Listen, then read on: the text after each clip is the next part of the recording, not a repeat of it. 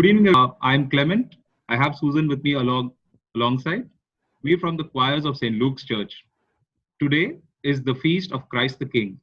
Today is also the feast of Saint Cecilia. Cecilia is the patron saint of musicians and choir singers. So on this feast day, we thought we would discuss a little about choir music. To help us in this discussion, we have with us a very eminent personality who is joining us all the way from Hyderabad. I'm very happy to introduce to you Mr. Michael Peria. Good evening, Mr. Michael. It's a pleasure to have you with us. Good evening, Clement. Good evening. I This have is Susan. Yeah, Susan is with us. Good evening, sir. We would like to wish you a happy St. Cecilia's feast because Oh, we are yes, doing yes, this yes. video for this wonderful day. So happy Okay. St. Cecilia's feast. And Beautiful. Mr. Michael, we would be so happy if you could just give us a small introduction about yourself. Okay. In short, I am actually come from Pondicherry Diocese. I left Pondicherry from when I was in 9th class. So almost all my studies were outside Tamil Nadu and Pondicherry. I am an ex-seminarian. I was with SVDs for a long time.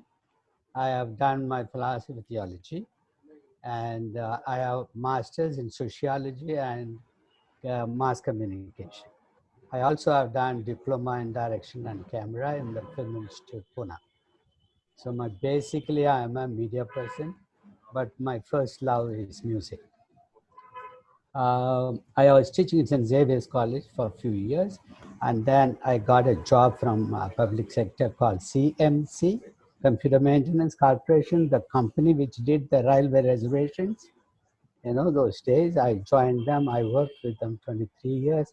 I retired in 2010 as a head of the multimedia division, the division I started. That's all about. While I was doing with my profession, I also equally was contributing my talent, gifts, time to the church. I go around training bishops, priests, religious superiors, and institutional heads on management skill and personal skill. I also go to Asian Bishops Conference, and I also teach there in Bangkok. That's a little bit about my music began maybe when I was in 4th class. I started learning the Gregorian music when I was in 4th class.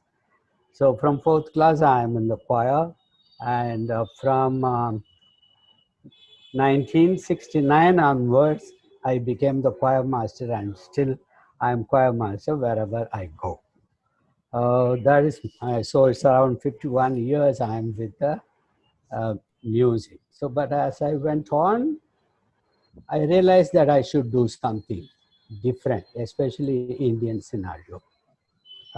In India, we are drifting away from the Catholic traditions and practices of sacred music, mainly because of the Vatican II, which Vatican II gave us a freedom to have our own language, our own, culture, and then we have spoiled our singing, our worship, all that. So I have so much to say about it, I think.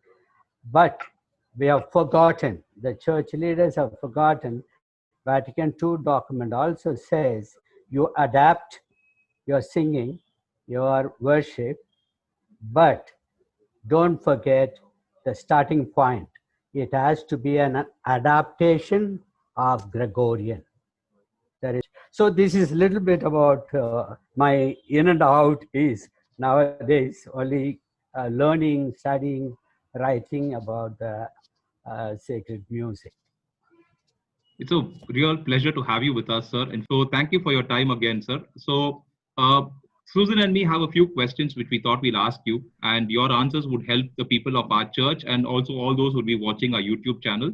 We have around 1,000 subscribers, and many of our subscribers are from outside Chennai. So I would start with the basic question, sir. What is sacred music? So first we need to know what is sacred music, how we differ from sacred music, from a song. Let me give you in glimpse what the church talks about. Pope Benedict talks all the time about sacred music. I think he is the only Pope who has written a lot of apostolic letters about sacred music.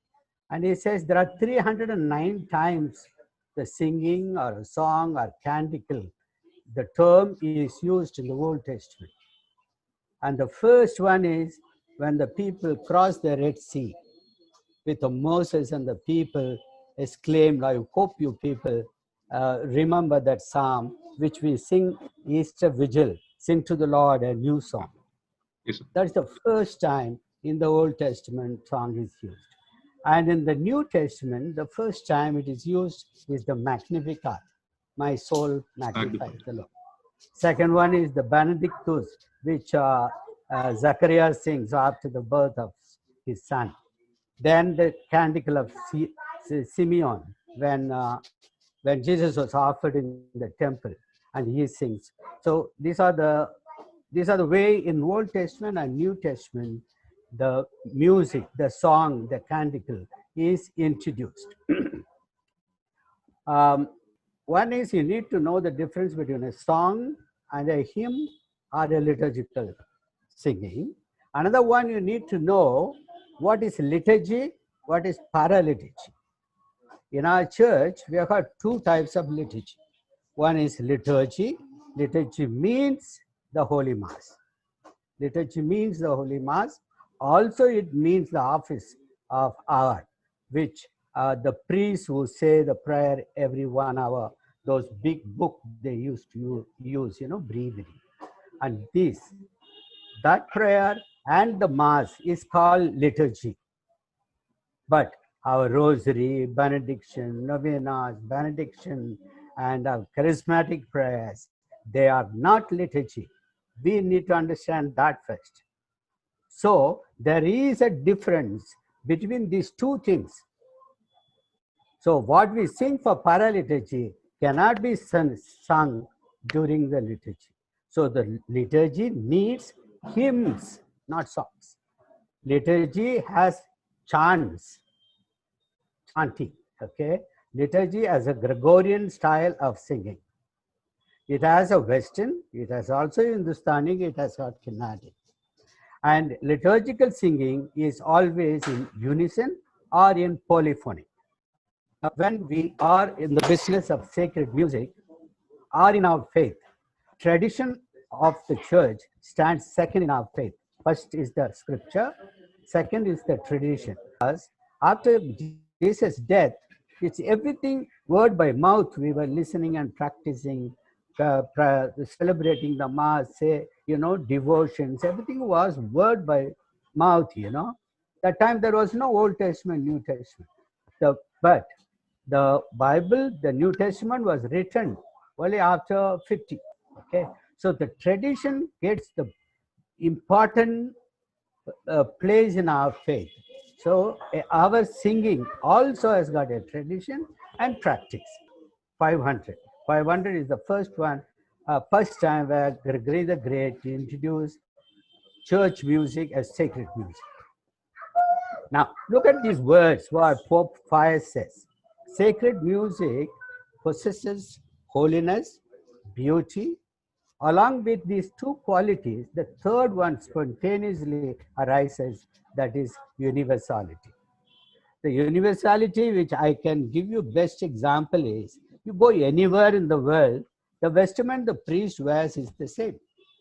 The Mass begins with the entrance, ends with blessing, one after another, the same thing wherever you go, where any country you go. So music also has the quality of an universality, which in India we have forgotten, we don't follow. And Pope Pius says, sacred music is not common, it is not ordinary one, it is not secular.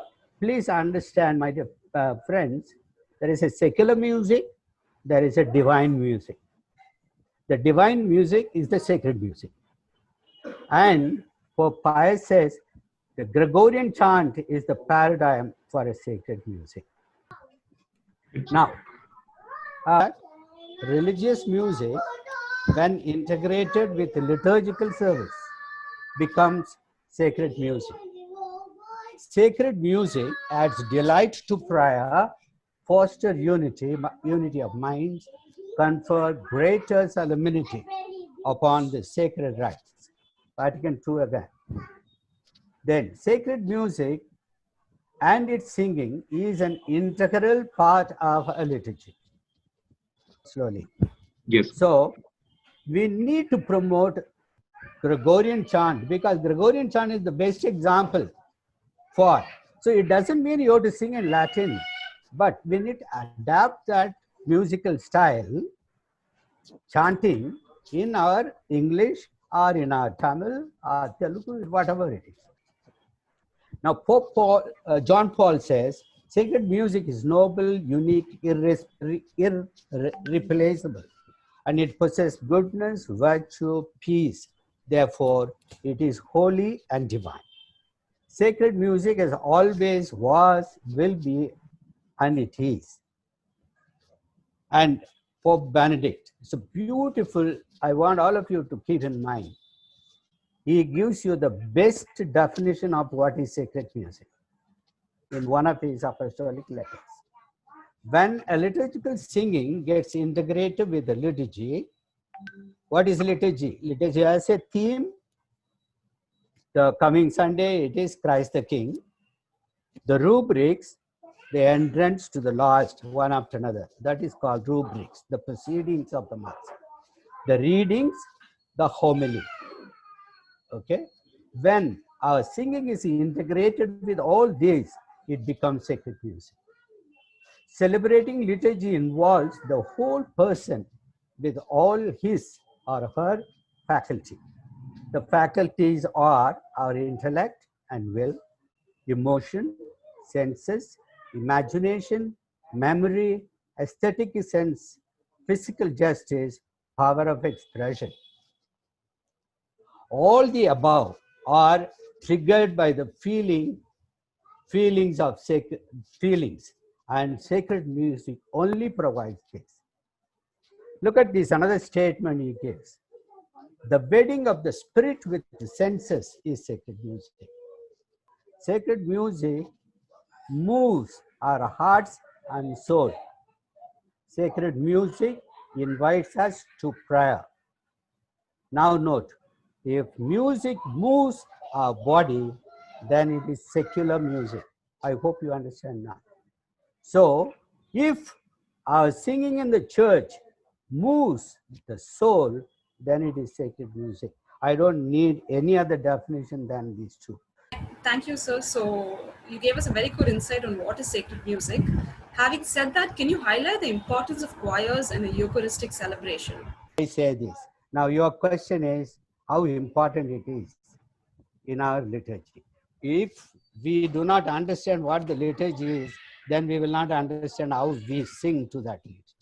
Okay. Now, if you think of these, all these four rites, okay, entrance rite, penitential rite, liturgy of the word, liturgy of the Eucharist, communion rite, and concluding rite. Okay.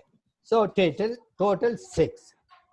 And there is also something called degrees. There are three degrees in the Mass. There are 3. You need to understand this. Very rarely people explain this. The first degree includes the entrance rite, liturgy of the word, liturgy of the Eucharist, communion rite, concluding rite. This is the first degree. That means the whole Mass is there. Okay, and now you look at it. Where all you come in as a singer? This is how you can find yourself, how important I am in the liturgy. You go to the second degree. Second degree talks of the parts of the Mass or the sung or the principal ordinary, including the parts to be sung by the celebrant, choir, and the congregation. Now you look at it. Kyrie, Gloria, Credo, Sanctus, Agnus Dei, Prayer of the Faithful, Mystery Acclamation. I suppose you know what is Mystery Acclamation. We say Christ has died, Christ. That is not the right word. It is called Mystery Acclamation. The Doxology and the Paternoster. These are the parts of the Mass. And this is the principal ordinary of a liturgy. Imagine, my dear choir members, those who are involved in choir, how important you are in the liturgy. All these has to be there on Sunday Mass. And you are supposed to sing. So, okay, let me go to the third degree is the entrance. Offertory, communion, after communion, and recessional. So if I ask a choir leader, I don't know whether you are choir leaders, if I ask you, you will say there are 15 songs are there tomorrow's Mass. Absolutely no. There are only 4 or 5 hymns. Entrance, offertory, communion, and recession. There are only 4. Sometimes we have after communion meditative hymn. So there are only 5. We need to keep in mind. But then people say, so what about it? Lord of Mercy, Gloria? No, they are all parts of the Mass. You just cannot avoid it. Then comes the propers of the Mass. Propers. Propers are all the, the prayers Father says and ends with, and we all sing Amen. Can you give me an example? Through our Lord Jesus Christ, Son, who live, Amen. We say, right? Yes. It starts with let us pray. Let us pray. So there are 1, 2, 3, 4, 5 times let us pray is there. These are called propers. So even here, the choir plays a role. So I hope you understand now why the sacred music is so important for the liturgy. So my conclusion on this question is, it is important. Next to the celebrant, choir takes the place. I am not saying. This is the teachings of the church. The first is the celebrant. Second is the choir. Third is the congregation. So I suppose you understand now why choir is so important in a liturgy. Thank you, sir. That's a fantastic answer. My question next, sir. With choirs being so important, why should an ordinary person join a choir? Okay. Why should Now people join choirs? I give you a straightforward answer. If we are believers, we believe in the New Testament, we believe in the parables, miracles of Jesus, I just take you back last Sunday's reading. The last Sunday's reading is most important for every baptized Catholic. God has given each one of us a talent. And you remember, the fellow buried because he thought his landlord will fire him. So he buried that 1 rupee and brought back again. What happened to him? He put him into hell. But whereas that 5, 3 may doubled it up. I think the best example I can give you is this. So why should people join the choir? So there are so many in your churches, I'm sure, they will criticize you after the Mass. What singing they are. They are very good at it. But the same person will not take a trouble of coming, hey, I'm coming and joining the choir. Even if I don't have a good voice, I will try to learn. And many a times we think to join the choir, we need good voice. Absolutely no, I will not agree. So everything depends how willing I am, how open I am, how much time I want to spend. Everything matters there. I can be a good singer. So, but then the choir master should give little attention to those people. Don't keep them away. So I suppose you got an idea why should people join the choir? Because if I have a talent of sing, talent to play the guitar or play my flute, I think I should join and contribute this talent to people and to God. So this should be the first thing. That's why I feel all of us in our parish has a responsibility. So the next question is, from your experience, can you state 3 things that all Catholic choirs should stop doing? Oh. You should stop singing Hosanna, Hosanna. First, you should stop singing this.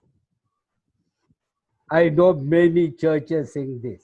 Glory to God, glory to God, glory to the Father. My dear friends, my dear people, this is a hymn to the Holy Trinity. It is not glory to God in the highest. And neither the priest bothers, nor the bishop bothers. I suppose you people know the Roman Missal that the priests refer on the altar, the big book. Yes. And in that, there is something called General Introduction to Roman Missal. And in this, in red ink, it is written, by no means the lyrics of Gloria, Kyrie, Sanctus, Agnus Dei, and responsorial psalm can replace with any other song. So the first thing is, you should stop singing what you are not supposed to. Okay, so which means you should know what is to be sung, what is not to be sung. Number two, everyone is equal. Oh, she is the best singer. I will give her the solo. She is the singer. Let her stand in front of the microphone. And my guitar has to be heard. So keep a separate speaker with a loud volume. All these has to be out. The egoism should be out. We are all equal and we need to sing in unison. I hope you understand the meaning of unison. That is number two. Number three, take rehearsals serious. All should be there. There is no question. What are the songs you are singing tomorrow? I can manage. I'll come tomorrow. No, it doesn't work. I'm telling you, in my church, though I don't lead, but I'm behind. If they don't come for Saturday practice, Sunday when they come, I tell them, you just sit behind behind the choir. They should not be part of the choir. Do 3 times, they'll be all right. Sure, sir. So Okay, our last question for the day is, what are 3 things Catholic choirs should start doing if they have not started doing? What should 3 things they should start doing right now? Okay, what we should start doing. I think you should ask your priest, and this is my first point, request your parish priest, have 1-day seminar on sacred music. Try to understand what is sacred music, what is the liturgy all about, where the liturgy and singing coming together, how do we select songs. For this, you should have call somebody. I'm sure there are people who you can call and listen to them. So ask your parish priest to organize a seminar on sacred music itself. Very, very important. Number 2, avoid thinking. Please avoid thinking that I am in a choir. It is a voluntary basis. It is a voluntary job. I can come anytime, I can go anytime. No, not at all. Remember last Sunday's reading. It is God-given gift. It has to be shared. So I call it, you are in a ministry.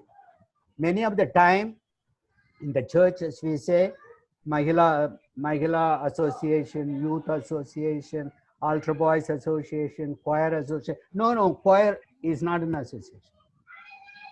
Choir is a ministry. Remember what I said? Next to the priest, celebrant, you are the second one. In a ministry, sacred ministry, sacred music ministry. That is number 2. Number 3, please start chanting or reciting the responsorial psalm. Very, very important. Don't sing any song during the responsorial psalm after the first reading. Many times we don't understand the first reading, the responsorial psalm, second reading, then acclamation, gospel reading. They're all linked together. If you take the coming Sunday reading, just both of you, just for knowing sake, read the first reading, then the Psalm, Lord is my shepherd, read the second reading, then the acclamation, the gospel. You see a thread running in through. So you cannot sing anything else than the responsorial psalm that is given there. Another explanation to responsorial psalm, the meaning of the responsorial. See, our response to God for the word of God. That is what is responsorial.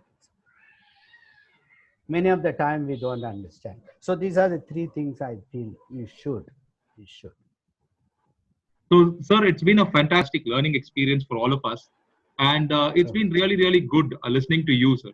And from our side, it's so happy that we're able to spend St. Cecilia's, feast talking to you and discussing with you. I mean, 50 years of experience is 51 years of experience is really, really incredible. I mean, we are very, very grateful to listen to you. And hopefully from this session, I think others would also be able to pick up good things from you. Again, sir, from our side, we want to wish you a very, very happy feast of St. Cecilia.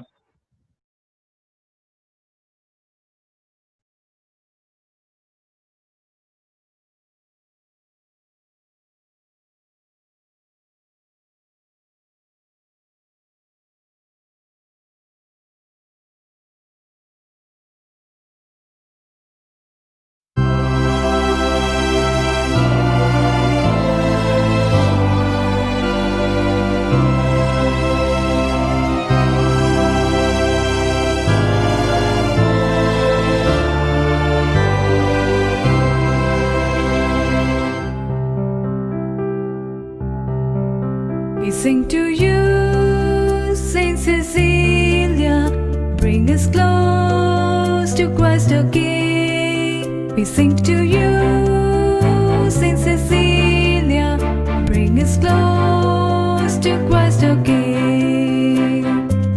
We lift our hearts in joyous song, our hearts in dancing praise, singing in once is praise. Singing to God, our hearts we raise. We sing to you, Saint Cecilia, bring us close to Christ our King. We sing to you, Saint Cecilia, bring us close to Christ our King. We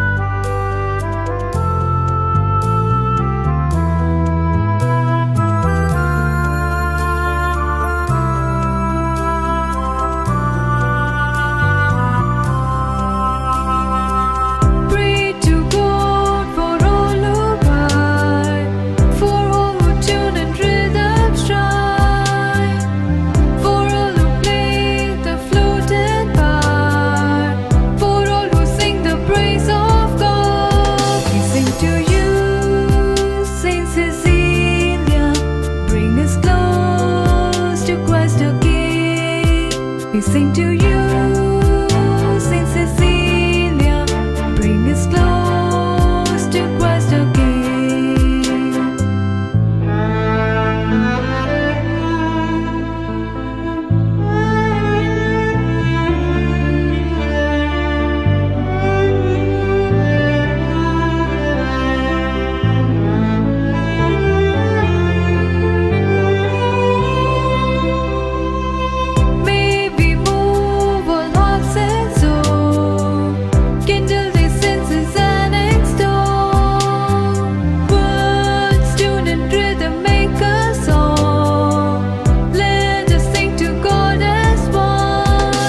to you, Saint Cecilia, bring us close to Christ our King.